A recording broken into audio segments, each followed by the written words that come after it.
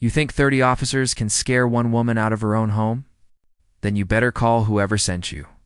Because the moment I finish this call to the Pentagon, none of you will be standing here. The first patrol car arrived just after sunrise. Then another, and another. Within minutes, the quiet street looked like a wall of flashing lights and dark uniforms. 30 officers surrounded a small brick home at the end of Maple Ridge Drive. Neighbors stepped outside slowly, confused and uneasy. Curtains shifted. Phones came out. Something serious had to be happening. 30 officers did not show up for nothing. In the center of it all stood a single woman on her front porch. She did not run. She did not argue. She simply stood there, barefoot on the wooden boards, holding a phone in one hand and watching the growing line of officers walk across her lawn. Her name was Angela Brooks, 42 years old. A black woman with tired eyes, strong shoulders, and the quiet stillness of someone who had already survived more storms than most people could imagine. The lead officer stepped forward with stiff authority. His voice carried across the yard. He told her she had 5 minutes to step away from the house. * 5 minutes before they forced entry. Angela did not move. She looked at the officers. Then at the armored vehicle parked at the curb. 30 uniforms. 30 weapons. 30 men trained to take control of any situation. And yet something about the way she stood there made the moment feel strange, like they had arrived at the wrong battlefield. Because Angela Brooks was not just a homeowner protecting her property. She was something far more complicated and far more dangerous to underestimate. Angela Brooks grew up in a small Georgia town where life moved slow and people knew each other by name. Her mother worked double shifts as a nurse. Her father drove trucks across 3 states just to keep food on the table. Money was tight, but respect was something her parents never allowed to be cheap. Her father used to tell her something that stayed with her forever. A person who stands for nothing will fall for anything. Angela carried those words with her into adulthood. At 18, while many of her classmates were planning college parties and road trips, Angela walked into a recruitment office and signed papers that would change her life. The United States Air Force. She did not join for glory.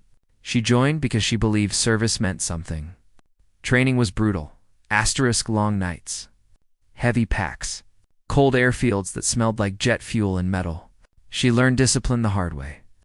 She learned patience the painful way. She learned that real strength was not loud. Real strength was quiet and steady. Angela served to overseas deployments supporting intelligence and communications teams. Her work was rarely seen by the public. No parades. No headlines.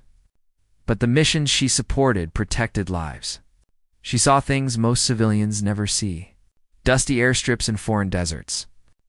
Hospital tents filled with wounded soldiers. Friends who did not come home. One night during her second deployment, a close friend from her unit was lost during a mission that went wrong. Angela remembered the stillness that followed the news, the cold silence of the barracks, the smell of strong coffee that nobody drank. That night changed her. She realized something powerful about life. The loudest heroes were not always the strongest. Sometimes the strongest ones were the quiet ones standing in the background, holding the line while others slept. When Angela returned home after years of service, she did not ask for praise. She asked for peace. She bought a modest home on Maple Ridge Drive, a quiet street lined with trees and families who mostly kept to themselves. She planted flowers in the front yard. She helped elderly neighbors carry groceries. She waved to kids riding bikes past her porch. Most people saw her as a calm woman who preferred silence over conversation. But they had no idea what lived beneath that calm surface. They did not see the memories she carried. They did not see the discipline built from years of military life. And they certainly did not know about the phone numbers stored quietly in her contacts list. Numbers that most people would never have access to. Back on Maple Ridge Drive, the lead officer's patience was fading. He shouted another command. Step away from the house. Angela looked down at the phone in her hand. The sunlight reflected softly off the screen. Her thumb moved slowly across the contacts list. The officer mistook her calm for fear. He stepped forward again, voice louder now. You have 1 minute before we remove you." Around them, neighbors gathered in quiet clusters along sidewalks. No one spoke. Something about the scene felt wrong. 30 officers surrounding one quiet woman who had done nothing but stand on her porch. Angela finally looked up. Her voice was steady. "If you are here to force entry into my home, you should probably reconsider." The officer laughed. He had heard every excuse in the book. Everyone thought they had some connection. Everyone thought they could make a call. Angela continued calmly. "Because the person I am calling works at the Pentagon?" The officers exchanged looks. Someone in the back chuckled. Another officer shook his head. People said crazy things when they were cornered. Angela pressed the call button. She lifted the phone to her ear. The yard grew strangely quiet. 30 officers watching. Neighbors holding their breath. Angela spoke only a few words. "Hello, sir? This is Angela Brooks." There was a pause. Then she added something that changed the entire atmosphere of the street. "Yes, sir. They are here now." Asterisk, the officer leading the operation, rolled his eyes. He turned to his team and signaled them to move forward. But before anyone could step onto the porch, Angela lowered the phone. Her expression did not change. "You might want to wait." Less than 2 minutes later, the first black SUV appeared at the end of the street. It moved slowly. Then another followed. Then a third. These vehicles did not carry city police markings. They carried something else entirely. Federal insignia. The SUVs stopped quietly behind the police vehicles. 4 individuals stepped out. Their posture was unmistakable. Calm, controlled, professional. The lead officer suddenly felt the balance of power shift. One of the new arrivals walked forward and displayed identification. A federal liaison officer from the Department of Defense. His voice was calm but firm. "Who authorized this operation?" The police commander stammered slightly. They had received a report. Possible security concern. Possible threat. The federal officer nodded slowly. Then he turned toward Angela on the porch. "Ms. Brooks, thank you for notifying us." The street fell silent. Neighbors stared in disbelief. The officer continued. "Angela Brooks served 8 years in United States Air Force intelligence operations. Her home is registered under a protected veteran security clearance." He paused. Asterisk, any forced entry without federal coordination would be a violation of defense protocol. The police officers looked at each other.